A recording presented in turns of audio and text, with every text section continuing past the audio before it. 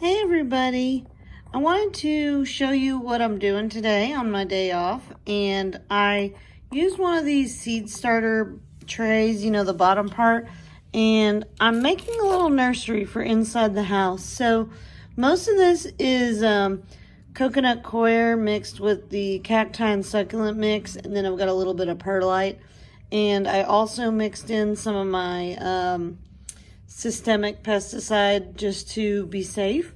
And this is where I'm going to put all my babies. So I just recently got some pups from someone super sweet, and then I have some other pups of my own, and I'm going to keep this in the house and kind of talk to you a little bit about what I do. So give me 1 second and I'll show you something else. So I went ahead and made some plant markers. And if you guys ever need any plant markers, please let me know, because I have an unlimited supply of these and they are waterproof. But here are some of the ones I will be putting in the nursery. And I just wanted to show you what I got in the mail today, which really made my day. And these are my new babies. So I have Chantilly, Zorro. You can't see this one. This one kind of moved away, but I'm trying to be very gentle. Canada, Virginia Lee, Mabina, Variegata, Bumps, so many cute things. And I have a few other ones of my own, pups that I've gotten off some of my babies, just little guys that maybe won't do so well in the greenhouse in the hot heat and sun. So I'm going to put them in my tray and label them, and I will keep them under a grow light just till they kind of get a little bit more established and a little bit bigger, and then I'll bring them out here with the big boys. So let me go ahead and show you some other stuff after this, or maybe what I'll do is I'll put them in and then I can show you how it looks. So give me just a minute. Here's what I'm doing right now. I got some pups from a friend, kind of some rare ones, and I'm making a little tray that I can put them all in, and then I'm also going to put some of my little babies in there and bring them in the house and put them under a grow light, but I haven't finished them all. And here's my friend's little dog. Oh my gosh, Dipper, you little baby. And then there's my dog, Moxie, what you doing? Oh my gosh, you big baby. And it's raining also, and my husband has some friends over, so yeah, this is what I'm up to. Look at that succulent collar. See this? It's kind of faded, but it's all succulents. Okay guys, so here's my finished product, and I have these in the house now, and I've got everything labeled. Everything's looking really happy.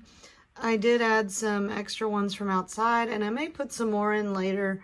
Some of them aren't labeled, but I know what they are. And a few of them were kind of dehydrated, and they were doing okay, but I brought them in so I can kind of focus my water in here. And they are under a grow light, but I have it off right now because it's kind of hard to see. So when it's on, you see how it's kind of, you can't really see what's going on. But when I'm in here, I use this, there's this little watering thing like this. It's got like a little needle, so I'm kind of, this guy needs some water, so I'm kind of pinpoint it right here. And then this guy too. So now I can kind of do them one at a time. This one needs a little bit, so I can just kind of keep an eye on them. But anyway, I want to show you guys that, and then I think I'm going to go back outside and do a beheading, and then we can go from there. But my main thing was I wanted to show you how I made this little nursery.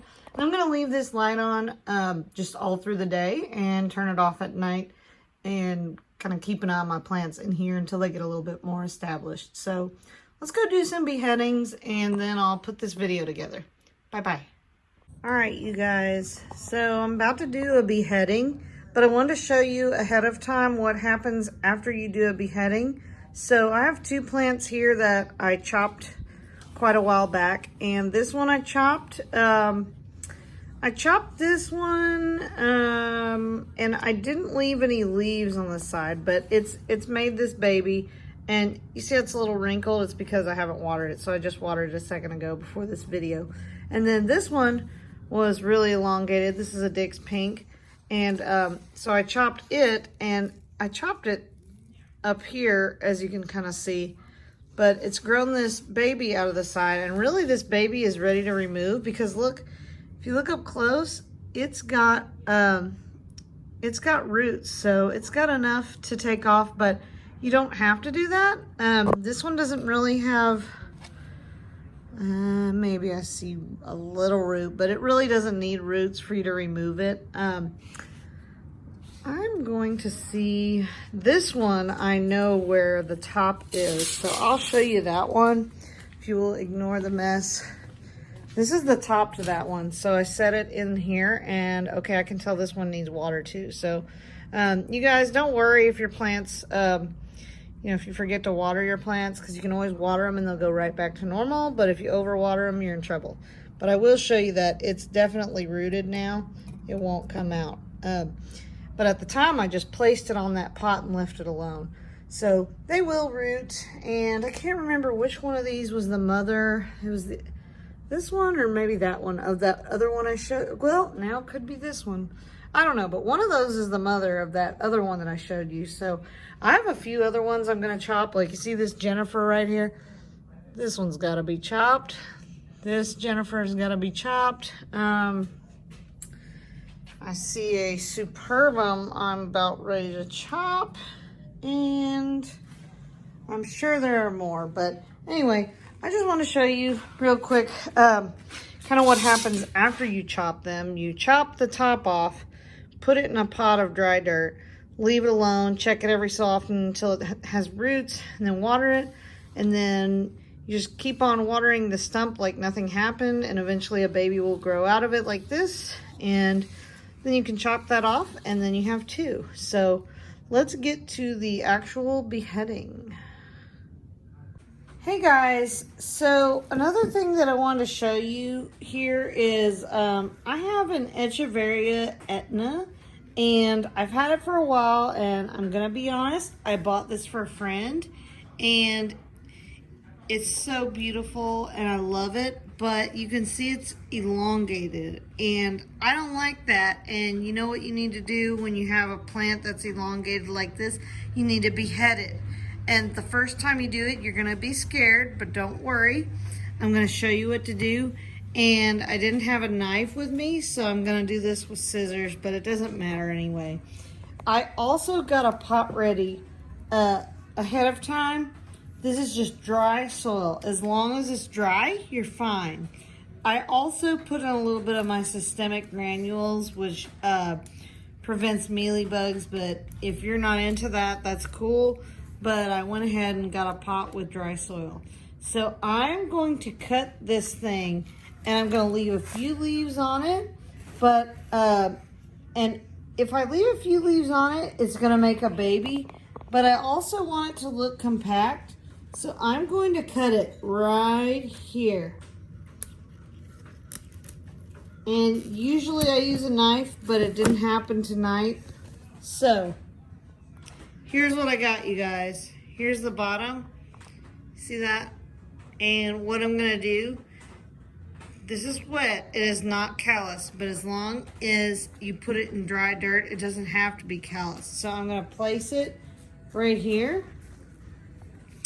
And this is gonna be my new place for my Echeveria Etna. So I've got this here, and this is gonna be my new, more compact Echeveria Etna. And if you look at this old one, I've left 3 leaves on here, and I could pull a leaf or 2 off, but I don't want to because, actually, to be honest, I would like to pull a leaf off. Sometimes when you pull 1 leaf off, you're more likely to get a pup. So I'm gonna pull 1 leaf off, but you don't have to. You should at least leave 1 leaf, maybe 2. I pulled 1 off, but that's just because I've done this a few times and I know how it works. So I'm gonna wait on this, and I will definitely give you an update on my YouTube channel on what happens with this, but I guarantee you this is going to make an Etna pup, at least 1, maybe more than 1, I don't know, but in my experience, the Givifloras make about 1 pup per chop, and that's fine. So I wanted to show you this, and I will give you an update, I promise. Just go ahead and subscribe to my channel and hit the bell icon if you haven't already, and you can keep up with what's going to happen. But I will give you an update on this because this is something that I bought for a friend. She hasn't come and gotten it, and I'm ready to do something with it. So this is what I did, and she might be mad, but that is what it is. So anyway, I love you guys, and I hope you will subscribe and hit the bell icon, and I hope you guys will be safe. Thank you so much. Have a great night. Bye-bye.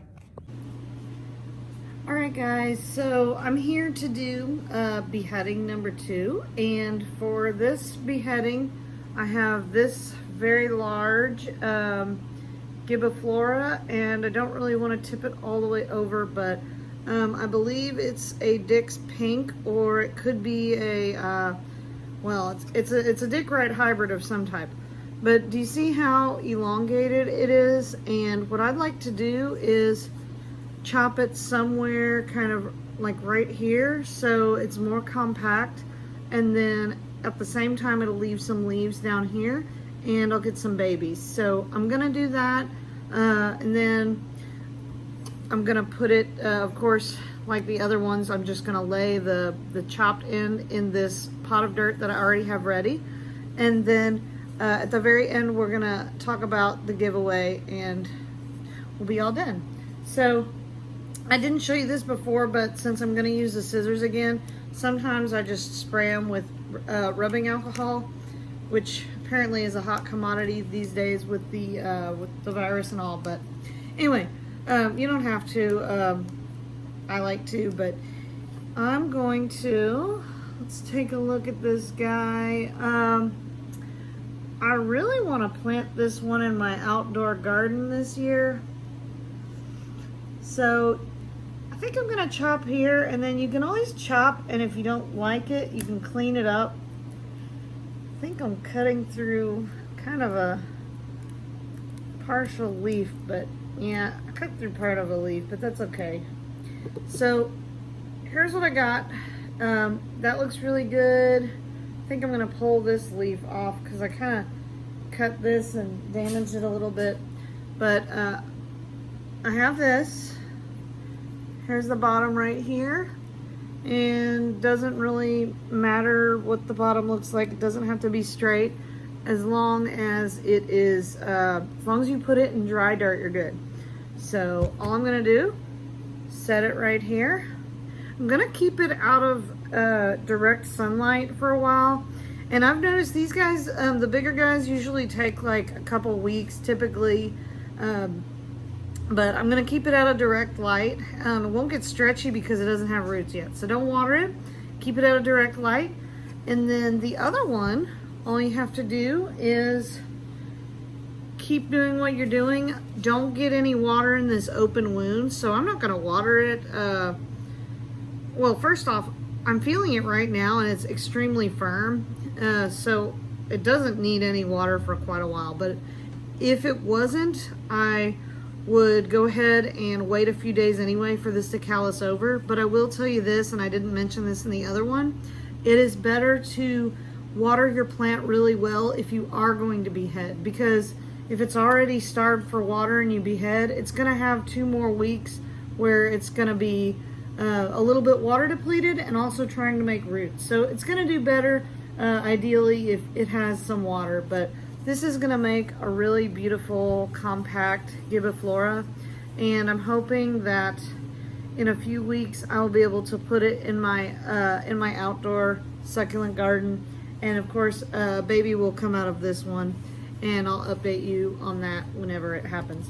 And then finally, since I've reached over 300 subscribers, kind of happened really fast, but I want to do a giveaway. So for anyone who comments on this video, on my next video, I will do like a randomized name drawer, and then there'll be some sort of prize.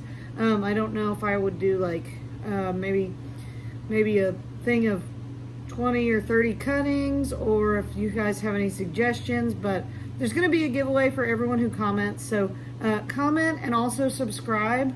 And I really hope to see you guys in other videos because I'm having lots of fun and we're just starting to ramp up with our spring here. And I think after tonight or tomorrow night, we won't have any more nights where it's down in the 30s. It's always going to be 40s or higher, which means I can start planting outside. So have a wonderful evening. Thank you guys for watching. Please hit like and subscribe, and also hit the bell icon. That's really important because that'll tell you when I do another video.